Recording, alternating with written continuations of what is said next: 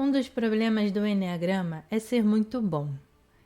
É um dos poucos sistemas que se preocupam com o comportamento normal e o funcionamento elevado mais do que com a patologia, e condensam uma grande quantidade de sabedoria psicológica no modelo compacto, relativamente fácil de compreender.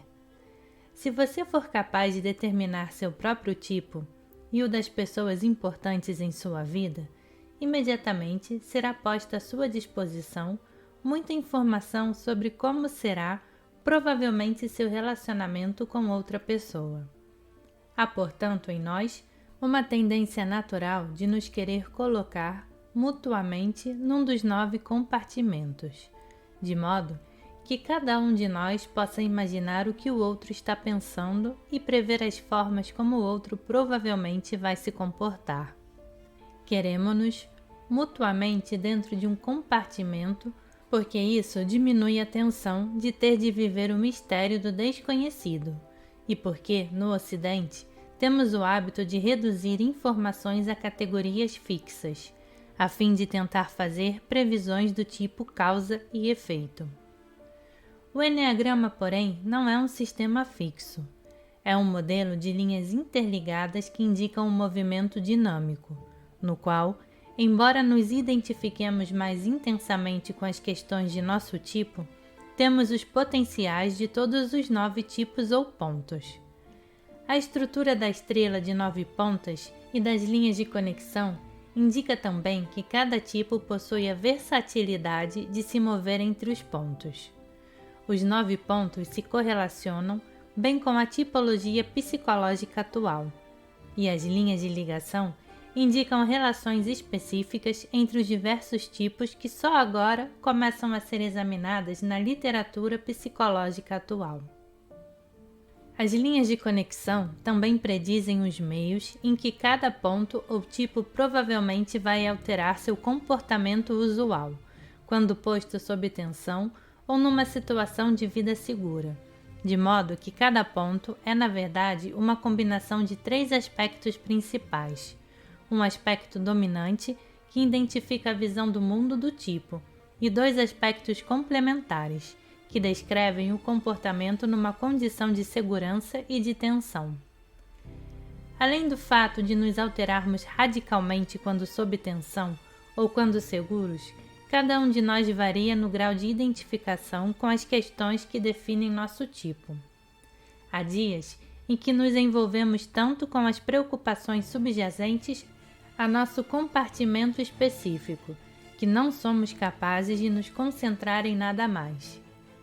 Quando a atenção se fixa em determinado conjunto de preocupações que definem nosso tipo, achamo-nos definitivamente num compartimento. Não estamos livres. Quando não somos capazes de desviar a atenção de uma preocupação recorrente, quando perdemos a capacidade de observar nosso próprio comportamento de modo imparcial, ficamos, então, sob o controle de nossos próprios hábitos e perdemos a liberdade de escolha. Contudo, nem sempre estamos sob o domínio de nossa personalidade. Somos muitas vezes capazes de desviar a atenção para ver a situação de um ângulo diferente. Em termos do modelo do Eneagrama, estamos em ascensão no espectro evolucionário, quando somos capazes de nos libertar dos hábitos que limitam nosso ponto de vista e de expandir nossa consciência para além das preocupações que definem nosso tipo.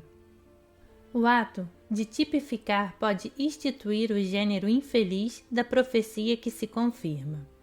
Podemos aprender a determinar o tipo das pessoas e começamos então a tratar os outros como combinações caricaturais de uma lista de características de tipo, o que de modo muito efetivo reforça o tipo. Somos todos moldados pela forma como somos tratados e tendemos a acreditar na leitura que os outros fazem de nós. O mais das vezes passamos a nos ver da maneira como somos vistos pelos outros e a assumir as características daquilo que fomos treinados para ser. É por isso que digo que o problema do Eneagrama é ser muito bom. É relativamente fácil determinar o tipo, desde que você saiba o que está procurando. sobretudo se você é capaz de empatizar com o ponto de vista de outro tipo. O sistema é tão bom que tenho visto pessoas dando a entender que são mediúnicas, só porque são capazes de determinar o tipo com rapidez e exatidão e porque sabem, em consequência, revelar uma enorme quantidade de informações detalhadas sobre alguém que tenham acabado de conhecer. Com um sistema bom e uma atitude errada a respeito da tipificação, podemos nos esquecer de que o objetivo de conhecer o tipo de personalidade é aprender a pô-lo de um lado, a fim de prosseguir o trabalho efetivo de incorporar uma consciência superior. Uma abordagem mesquinha da tipificação reduz o valor e o objetivo de um sistema que indica ser o tipo apenas um degrau para capacidades humanas mais elevadas. A boa nova é que determinar o tipo não funciona na prática. Não funciona, por exemplo, para um empregador formular uma lista de contrate e não contrate para trabalhos específicos. Contrate um 4, o romance trágico, para trabalhar numa galeria de arte. Não fará sentido, se ele ou ela não entender de pinturas, mesmo que tenha um temperamento profundamente artístico. Não contrate um 5, o observador, para um emprego de muita exposição.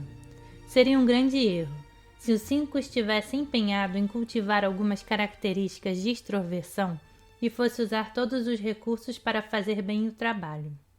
A rotulação não servirá ao casamenteiro que deseja uma fórmula que diga ser o 7 o parceiro ideal do 3, ou que o 2 e o 4 são amantes incompatíveis, mas podem ser bons amigos.